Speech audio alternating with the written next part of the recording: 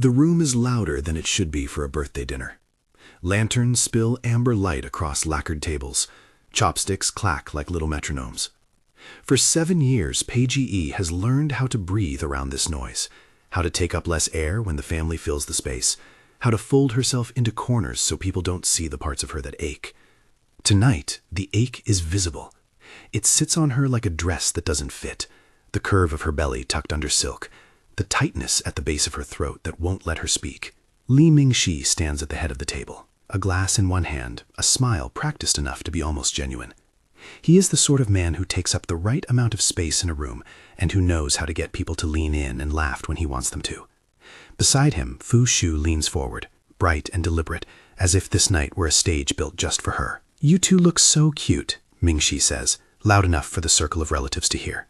He glances at Zhiyi, at the single photograph propped on the cake, just one small square of a cheap camera shot taken after their improvised wedding 10 months ago, the only paper proof of a promise they never bothered to legalize.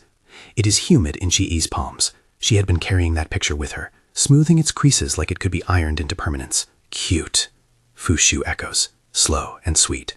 The sound of it is meant to cut. Someone at the table jokes, more a poke than a laugh, about not having a proper wedding after 7 years together.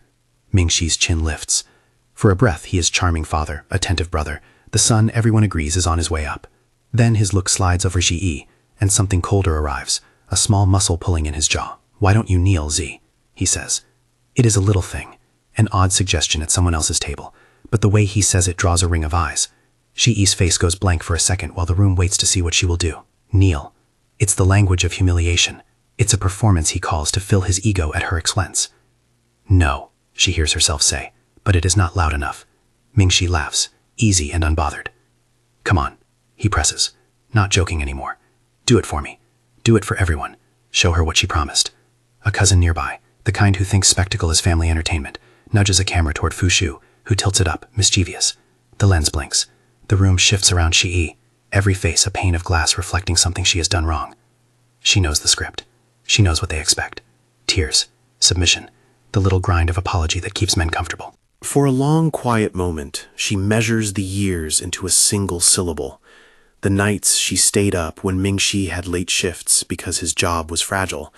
The months she covered their rent after he lost a small contract and promised to make it up.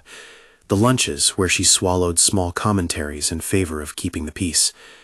She thinks of the single photograph, the one proof that their life together exists. She thinks of the baby name she and Mingxi had whispered on a slow Sunday, a name like a small hope, Anan. She thinks of how many times she had taken the lower step so he could climb higher. Then Zhiyi does not kneel. Instead, she stands very still. Her hands find the edge of the cake table where the wedding photo rests. People go quiet in that way that feels like waiting for an announcement. Zhiyi breathes once, a flat sound that settles like a stone, and she takes the picture between 2 fingers and tears it down the middle. The photograph snaps apart with the kind of crispness that makes people look. The sound is absurdly loud. Forks pause midair. Fu Shui's smile flickers. Mingxi's face, practiced and bright a single heartbeat ago, tightens into a shape Z has seen before, one that contains shame and anger folded together. The torn halves of paper fall to the white tablecloth like small, quiet confessions. Then Z walks out. Guests talk, but their voices do not follow her. She moves through lantern light and a line of whispering shoulders and into the humid night, chewing on the silence between words. Her ring, an old band Mingxi had slid onto her hand the morning after their unofficial ceremony, catches on her sleeve. She twists it off with shaking fingers and tucks it into her pocket like a stone. No one has to say anything for her to know that tonight nothing will be the same. The photograph was more than a picture. It was the fragile ledger of promises, and the way it shredded is a new currency. If this story has found you in a quiet moment and you want to follow what happens next, please subscribe. There are more chapters to come. A month of small earthquakes follows that night. The family is courteous in the daylight and sharp in half-sentences at night. People send flowers that Ce answers with silence. Mingxi arranges things as if nothing strange had happened. He brings soup, he asks about appointments, he calls to say he will be late. There is a shape to his behavior that is only sometimes a man trying to make amends, and more often a man rearranging his image. Fu Shui does not disappear. She texts, a string of photographs sent at 3 in the morning, a drink in her hand, a caption that reads like a dare. Once, after a board game evening among friends, Z finds one of those pictures in a group chat where people she thought were friends react with predictable heart emojis. The message thread becomes a place for gossips to sharpen blades, for people to watch and not intervene. Memories press into Zhiyi in the hours when she is alone. They come in small, stubborn flashes. A rented apartment with cracked tiles where they once slept 3 to a mattress because it was cheaper than a hotel. The night he stayed awake assembling a bookshelf because she had been weeping about their future. The morning they pinched 2 instant coffee sachets between them and laughed about being rich in stubbornness, if not in money. 7 years forms a map of tiny treasures they colonized together, an ugly couch they both hate, a balcony that smells of jasmine, a small folded list in Zhiyi's wallet with wedding guest names they never invited. Lu Yongsui shows up not as a rescue but as a kind of steady, inevitable presence. He has known Zhiyi since college, the same art history seminar, the same shared disdain for other people's loudness. He is pragmatic where Mingxi is performative. He asks actual questions, brings practical solutions, and remembers the names of things Zhiyi thought she had hidden. He offers not speeches, but small, useful gestures, a hand to steady her when she loses her balance carrying groceries, a return of a borrowed book without comment, a message that reads simply, "Are you okay?" "Just tired," she replies, and on some nights that is true. On others she tastes anger so acrid she cannot swallow. Lu listens. He offers a movie ticket when she suggests she can't handle dinner at the house where everyone remembers how to laugh at her expense. No speeches, no cameras, he says, just darkness and popcorn.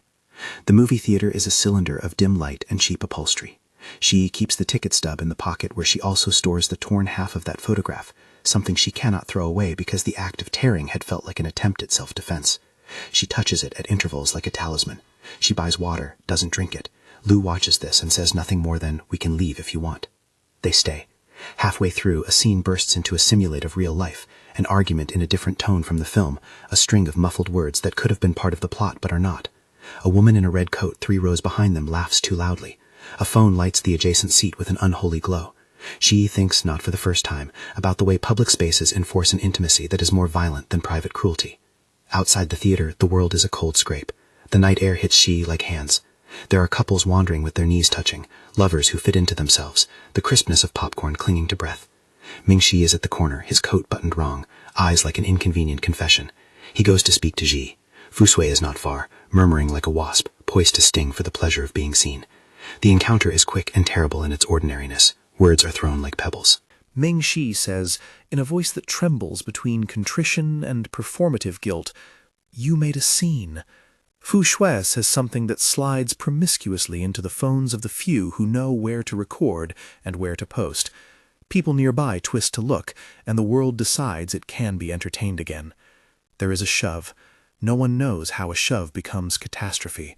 Maybe it is the edge of a palm, maybe a misstep on a slick tile, maybe a jacket snagging the hem of a skirt. Zhiyi's shoulder clips the metal arm of a seat and she falls. The fall quick and honest, the way gravity has always been indiscriminate. Her hand lands wrong. Her breath catches and does not come back in the way it should. She hears Lu's shout, "Sharp, a knife."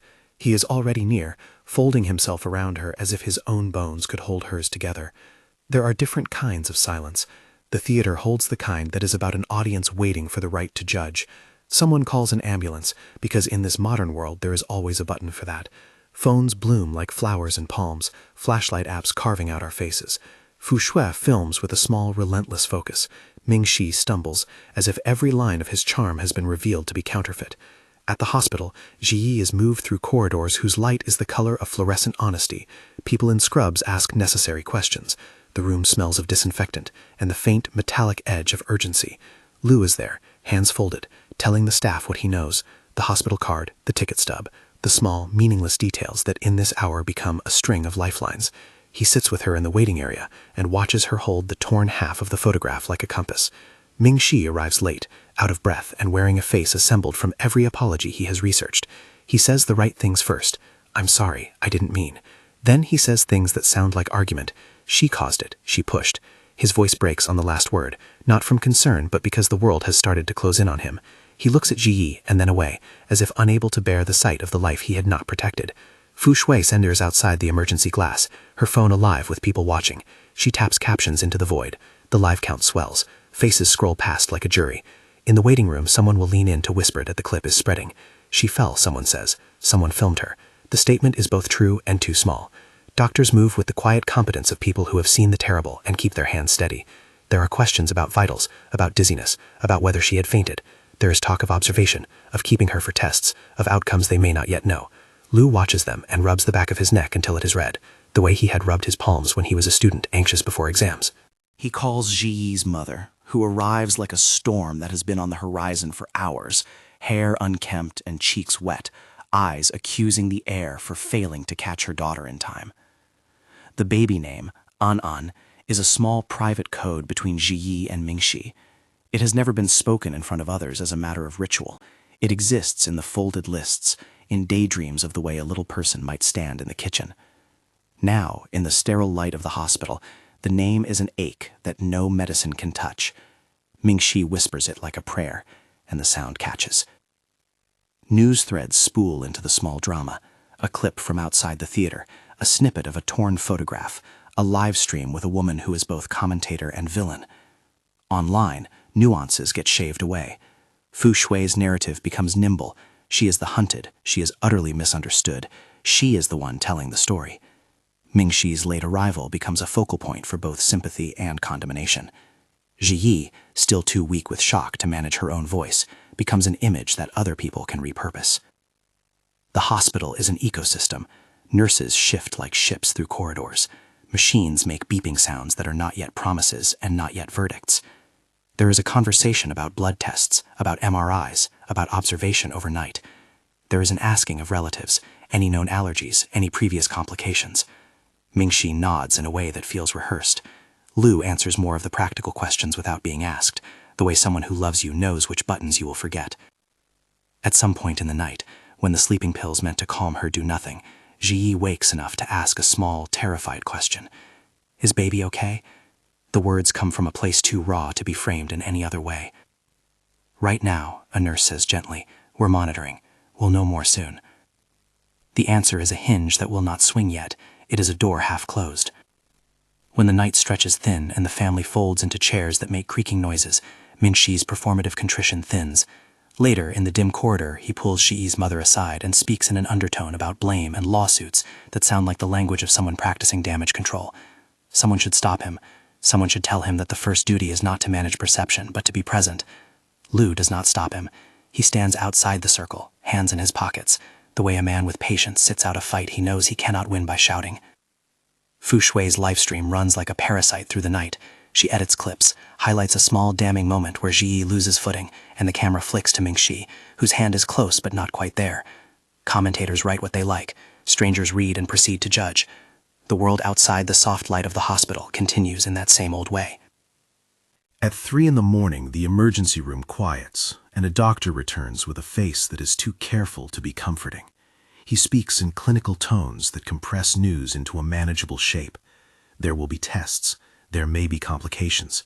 They will do everything. The key is the writerly vagueness of it, good for moving the story forward, cruel for those who stand on the edge waiting for certainty. Zhiyi is wheeled into a small room with a thin curtain for privacy. The air is warm with antiseptic. Her body holds a new alarm, bruises starting to bloom under a skin that had always been fair and unassuming. A nurse smooths the sheet, her hands efficient, and Zhiyi counts the ceiling panels as if they could assemble into meaning. Mingxi appears at the curtain as if arriving on cue, his face the portrait of someone who has rehearsed tears. He grasps her hand, fingers fumbling for contact. "I'm sorry," he says, the words mechanical now, as if he is trying to fit them inside a rhythm that will make them stick. Zhiyi looks at him the way someone looks at a familiar picture that has been painted over. She can see the man she loved, a man who had once stayed up assembling a bookshelf in the middle of the night just because she liked the way things aligned. And she can see, too, the slow erosion. He is present in a way that takes more air for himself than he used to, a man unafraid of being admired by strangers and less concerned with the quiet gratitude of intimacy. Lu stands nearby, patient and unshowy. He does not demand anything from Mingxi, does not harshly insinuate anything. He simply waits, and the way he waits is its own testimony. He takes Zhiyi's hand when Mingxi's grip falters, and squeezes it with the simple permission of someone who understands what being steady means. Outside the curtained room, a uniformed officer speaks to someone on the phone about the ground footage marching across the web. An image of the torn photograph has become an icon for a story people want to be angry about. Nobody mentions the tiny folded list in Zhiyi's wallet that has 2 names crossed out and a third one circled with meticulous pressure, Anne, written in Mingxi's hand with a smudge of empathy. In the corridor, a hospital volunteer rings a bell for blood donors. The request hangs in the air like a test. Will strangers step forward to help a woman because the night told them to? A student from a chemistry class offers his arm. A neighbor from an old building, someone who had once borrowed sugar from Zhiyi, arrives with a trembling smile. People move in small acts of kindness that feel grand in the sterile light. Mingxi, for all his public faults, does one thing with earnestness. He sits vigil in the waiting area and holds the ring he had bought in a fit of conspicuous repentance the day after the party. He looks at it the way men look at keys they cannot use. He pays for coffee and then forgets to drink it. He composes a statement in his phone and deletes it 3 times. Something unseen shifts somewhere between the doctor's office and the corridor with its vending machines. It is subtle, a nurse making a decision, a piece of paper passed along, a door opening. The energy in the hospital becomes expectant in the way of places that hold both grief and the possibility of the contrary. Zhiyi, half dreaming under a blanket that smells of soap and the faint perfume of her own hair, presses her fingers hard into the torn photograph in her pocket and thinks of the baby name they had half chosen, the absurd tenderness of it, the smallness of it. She has not yet decided whether to hope. Hope, she knows now, is a dangerous thing to display. And outside the glass doors, under the indifferent fluorescence, Fu Shu types another line into her phone. She's lying now. Watch. The live count climbs. The night breathes on. The photograph in Zhiyi's pocket grows wet with the moisture of her hand. The room narrows to the small, exact sound of a monitor somewhere. Beep, beep, and the world tilts toward a hinge that will not be fully understood for hours. The monitor's beep slow as morning seeps into the room like a pale apology. Someone turns a page for the sake of motion. Someone else wipes a cheek with the back of a hand until the skin is raw. Zhiyi wakes to a language of small things. Plastic cups stacked, the hum of a vending machine, the rustle of a nurse's jacket. Her mouth tastes like metal and coffee that never got drunk. For a moment she cannot name what hurts most, the bruise along her ribs, the hollowness that has come to live behind her breastbone, or the way all the future tenses we used to own have been clipped. The doctor comes in with hands that have been careful their whole life. He does not have a miracle to press into his palm. He explains with the gentleness of someone who must hold both truth and the instrument of its delivery. The words are clinical, pared down, but they fall with the weight of a verdict. The baby is gone. The way he speaks does not change the shape of her grief. It only gives it a name. Zhiyi does not scream. She knows how noise can be appropriated, how it can be framed and shared and turned into someone else's story. Instead, she sits very still and the room becomes a kind of brittle mirror. Outside the curtain, voices spin like faint machines. Lu holds her hand until the skin blanching lifts, until his fingers are the precise temperature of someone who has not yet stopped believing tasks can fix everything. Mingxi stands nearby with the ring in his palm. It looks absurdly small when the world looks like this. He says on the way you might say a child's name in a dream, soft, unsure, as if the word itself could call back what the world has taken. After a while, the family arranges a small ritual. It is not a funeral the way the world keeps them for grown lives. It is a moment. A candle, a whispered name, a paper boat folded from the torn half of that photograph that started the spiral. Z folds the paper with hands that tremble, but are steady enough to make creases. The image of them, smiling, a little awkward in cheap celebratory light, has been missing for weeks. The torn halves have each been tucked into pockets like talismans or weapons. Today she allows herself to slide her half into the boat.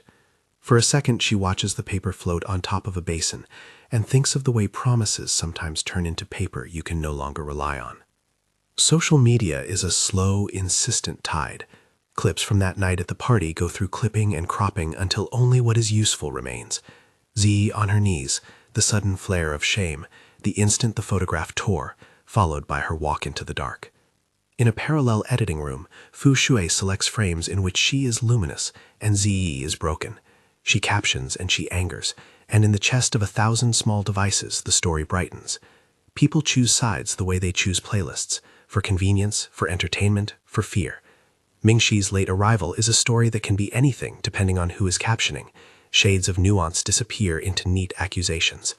Someone posts a screenshot of a message where Mingxi writes, "I didn't see it coming," and someone else posts a screenshot of Fu Shui typing, "She's too dramatic," and the chorus of commentary rises.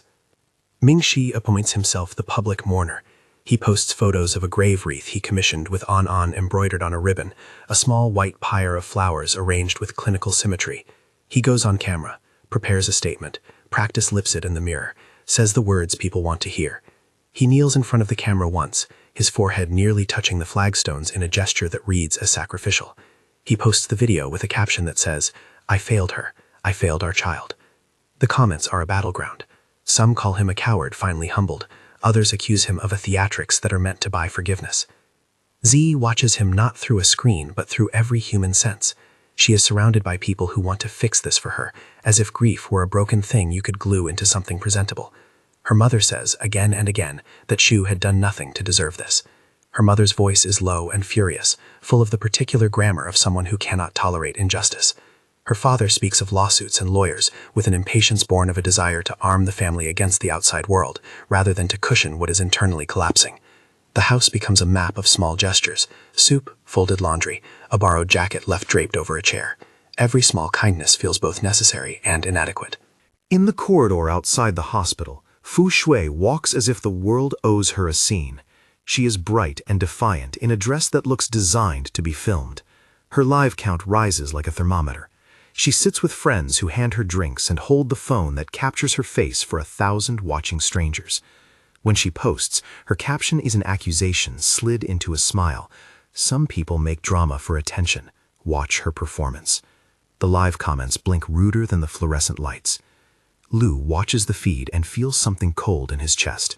It is not simply anger. It is the fear of someone who sees a woman being reduced to a spectacle and fears the way spectacles can corrupt truth. He is the kind of man who maps things, messages, receipts, the cadence of lies, and creates patterns the way others make quilts. He notices a time-stamped upload from a camera phone near the theater that matches a frame he remembers seeing on a friend's feed. He traces the account, finds the cluster of followers, and follows the digital crumbs until he has an address. He tells no one at first. He knows the police will need a proper case to move, and he knows how easy it is for evidence to go cold when the public imagines itself as justice. Outside the theater, on the street that had once swallowed a slip and turned it into a hospital run, someone, maybe a boy with too much time and a phone, maybe an acquaintance who liked to roll a life into a story, has posted a clip, a shove, a flash of a skirt. The video is grainy, and the sound is a hiss, but the internet is impatient. People split the clip into thumbnails and narratives. Fu Shui tweets, goading the viewers to judge, and the crowd obliges. Then Fu Shui escalates. She begins to demand an on-camera apology from Zhiyi. She makes it not about making amends, but about humiliation. She wants Zhiyi to grovel where the photo was torn, to confess to whatever Fu Shui claims she has done. It is not about truth, it is about spectacle. She announces she will host a live stream in which the truth will be revealed. The announcement acts like a call to a mob. Zhiyi refuses. For a long week, she refuses to give them the private wound to be mined for public gossip. She declines interviews. Her silence is not elegance, it is protection. Mingxi interprets her silence as an injury to be managed. He calls for a meeting. He sends gifts, flowers, an ill-considered necklace he hopes will be a symbol of restitution. Sometimes he is gentle, and then he is sharp. Sometimes he speaks to her as one does to a spouse in a bad play, offering lines he rehearsed but cannot make feel authentic. The day Fu Shui announces her live-streamed confrontation, a developer in the building where Lu works receives a direct message, someone offering a location, someone bragging of a plan to bring Zhiyi to a hotel under the guise of sealing the story with a private apology. It is the sort of brazen move that cloaks cruelty with a theater of it. Lu pieces together the threads and tells a friend in the police force. There is a thin line between courage and something else, between justice and setting oneself up as judge. He crosses it. He arranges for a plainclothes unit to be nearby, and keeps the channel of messages open so no one can claim they were set up. When Zhiyi receives the message inviting her to meet, in a voice that says, "Private, no cameras, I want to settle this like people," she is suspicious, but she is also exhausted of looking twice at a world that will not protect her. She thinks, absurdly, of closure in one final conversation. She thinks of ending the sentence the way the world likes its narratives, with apology. Lu insists she not go alone. He insists on calling the friend in the police department. Zhiyi makes him promise, and he promises with the tiredness of someone who wants to be useful. They arrive at the address, a rented studio with the kind of windows that let in too much of the city, the sort of place that lives for being seen. Fu Shui meets them at the door, camera already in hand, her smile prepped. Her friend is there with extra phones.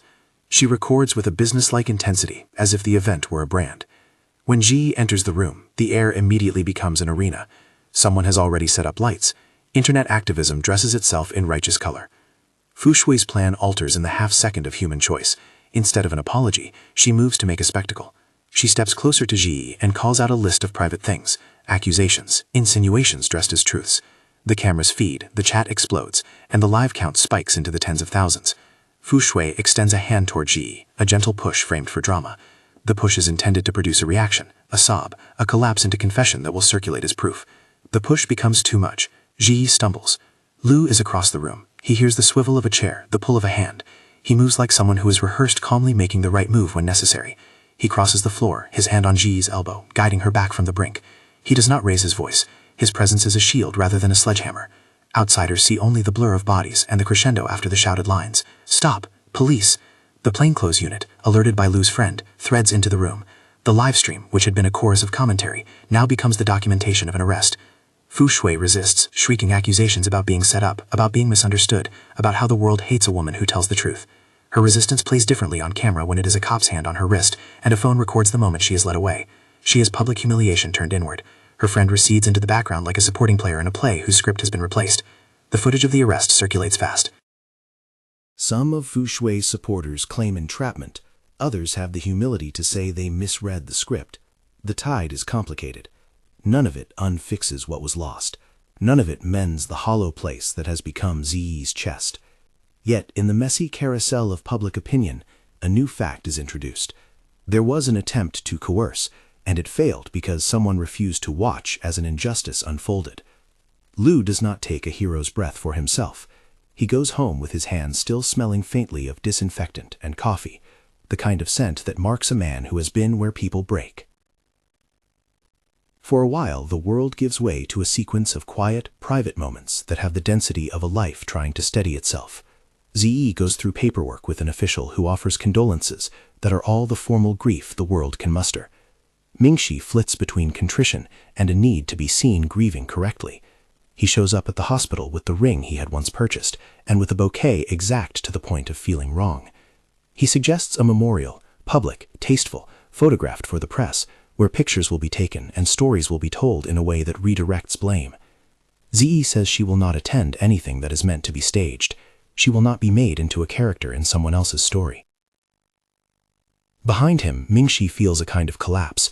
He vacillates between fury at being shamed and the understanding that whatever notoriety he once had is now a scaffold being burned. He had always relied on the currency of nice gestures, flowers, cursory apologies, public smiles, to pay his debts with people. That currency is not sufficient for the abyss he has opened. He hires a PR person, the way one hires a carpenter when the house has fallen in, to make something habitable again. It takes direction. He posts a video with strings of trembling words, petitions for forgiveness, and privately spends nights composing apologies that feel like performances even to him. One night, in a small hospital chapel that smells faintly of candle wax and old wood, Zhiyi receives people who had loved her long before the scandal. They come with hands that bring stew, with voices that bring the ordinary. A friend who is a midwife sits with her and speaks of small rituals, of grief as a thing that needs containers. You don't have to perform your pain for anyone, she tells E. You can hold it in a hand and name it, and keep the rest for yourself. The friend presents a small box, not ornate. Inside it is the other torn half of the photograph, and a note, for when you want to remember both what was promised and what you chose. Days stretch like an elastic band. The public interest thins into a background hum, replaced by the deeper, unedited business of living, medical follow-ups, the careful scheduling of grief counseling sessions, the small negotiations of being around family. Mingxi tries to shepherd the narrative in the only way he knows how, with pageantry. He organizes a small event to light candles for the baby. He invites a photographer. He kneels in front of the camera again, repeating the apologetic ritual as if repetition can muscle its way into truth. He posts a video asking for forgiveness, and then, in an attempt at intimacy, he texts Zhiyi an old message he drafted in a different life. "I will change. I will be the man you deserve." She reads it and does not reply. He begins to imagine how to reclaim what he's lost. The illusions of control are dangerous.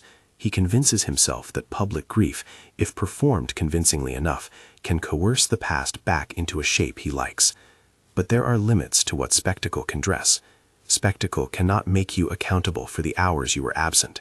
Spectacle cannot replace the years you allowed to slip by without noticing the thinning between you and a partner. In private, he tries different tactics.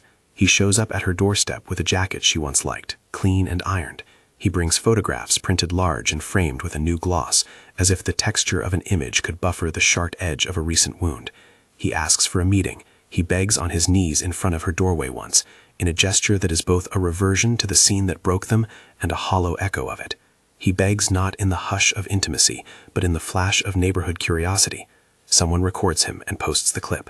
In the footage, his kneeling seems less like repentance and more like a plea staged for the same optics that once humiliated her.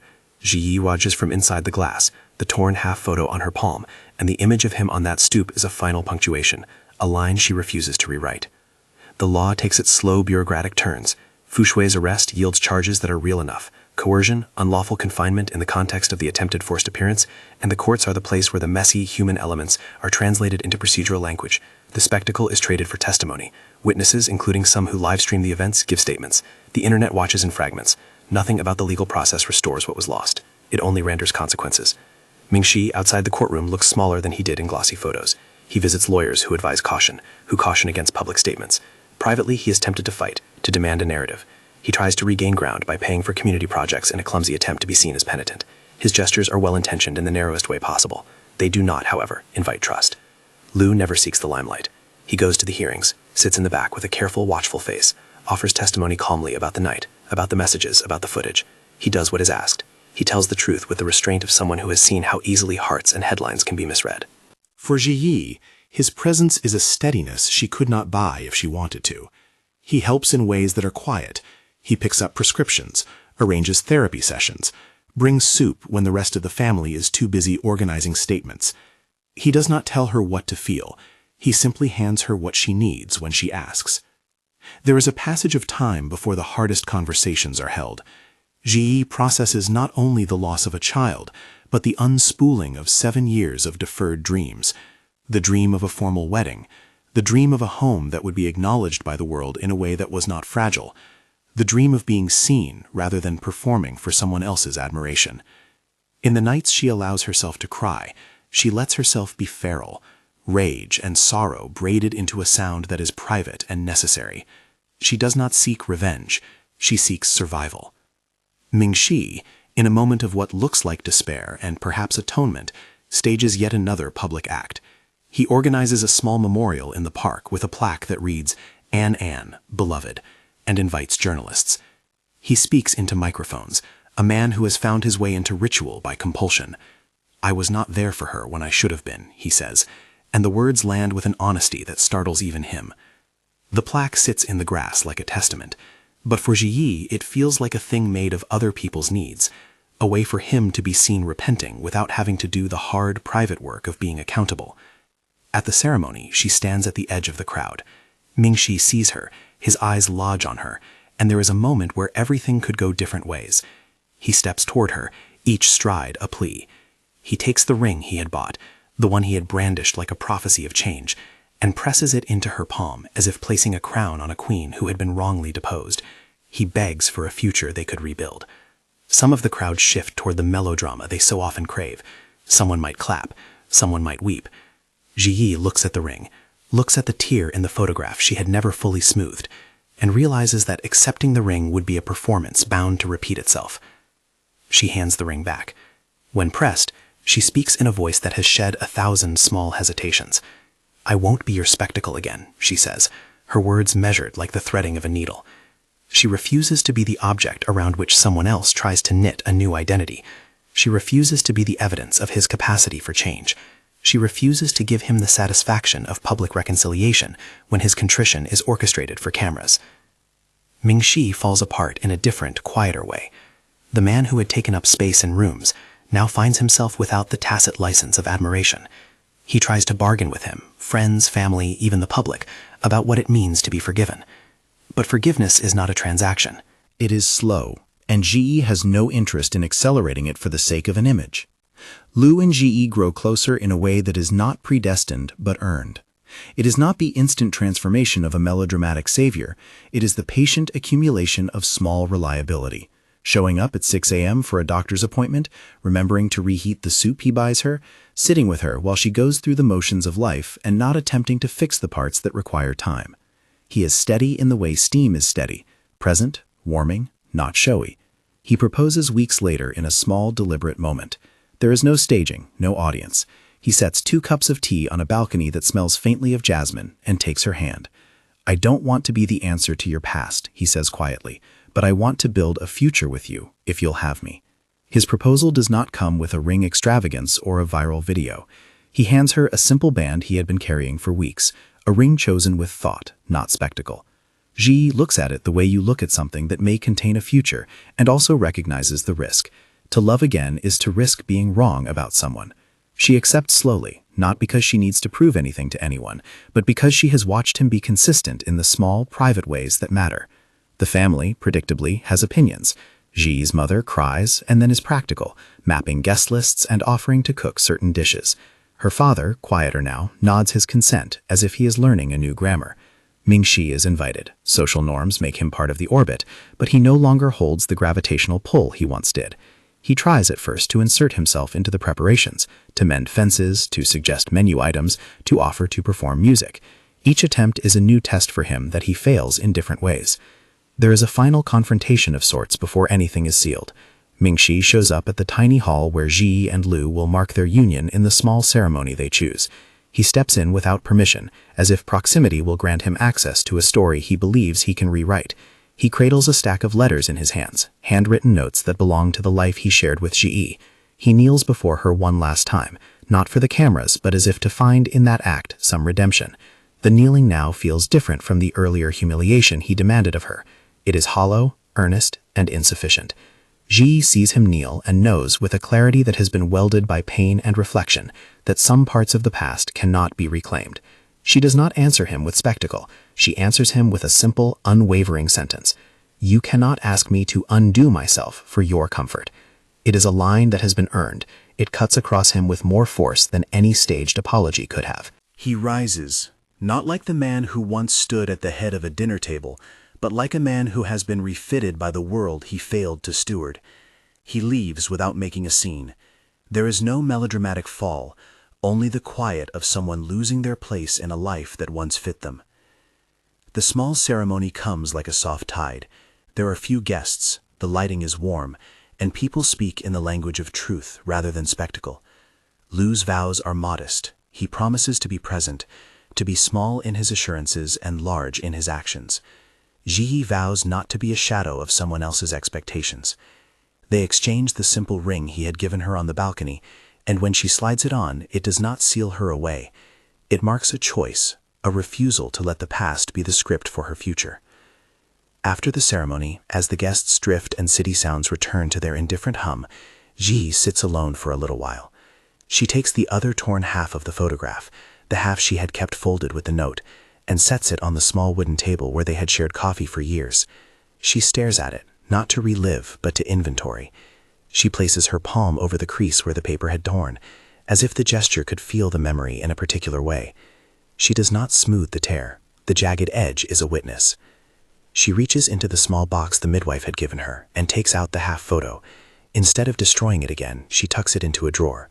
It is not denial, it is an act of containment. She will not let the image define the totality of her life.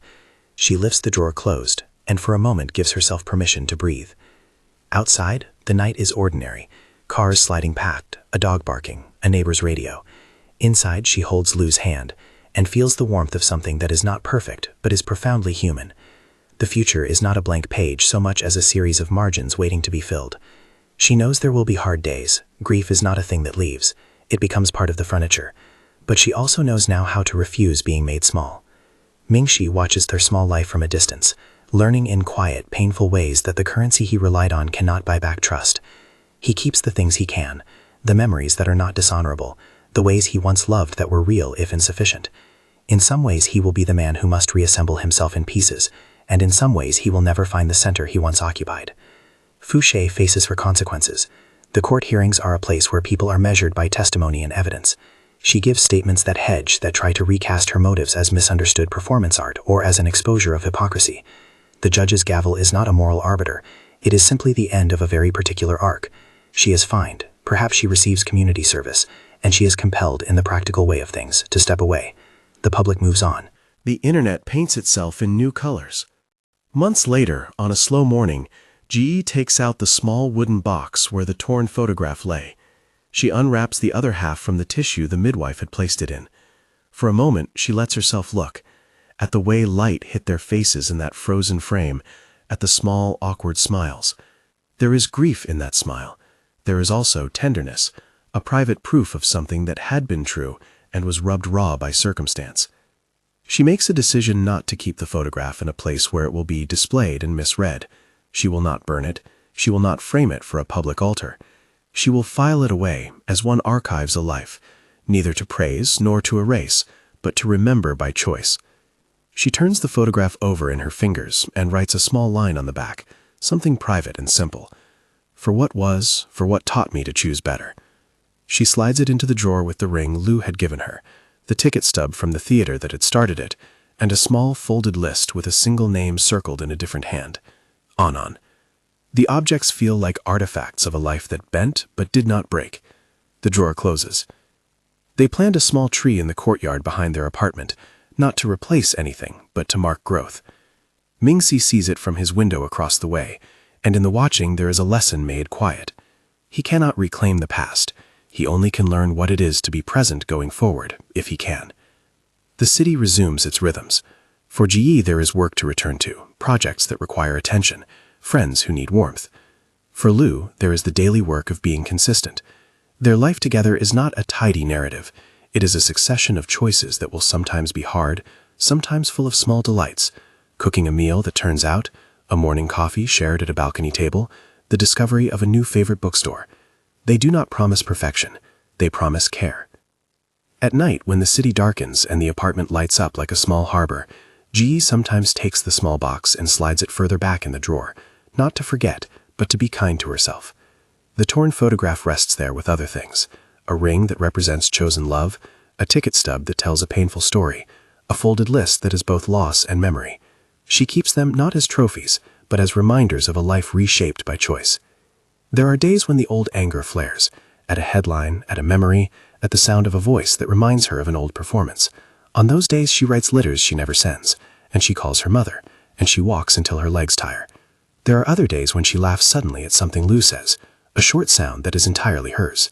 In time, the story that had once become a spectacle in 1,000 feeds settles into a different cadence, the private work of a woman who learned how to stand and not to kneel on demand, the patient tenderness of a partner who proved his worth in small, daily acts, and the slow, quiet accountability of a man who learned that apology must be married to action to be true. When friends ask her to tell the story, she tells a small truth, that public humiliation had been the fracture, but the larger injury had been complacency over years, the quiet agreeing to be less when love demanded equality. She says she will always mourn what she lost, but she will not let loss become the story she is defined by. She recounts Lu's rescue without romance, and Mingxi's missteps without casting him as a villain on a stage. It is a story honest about choice and mercy.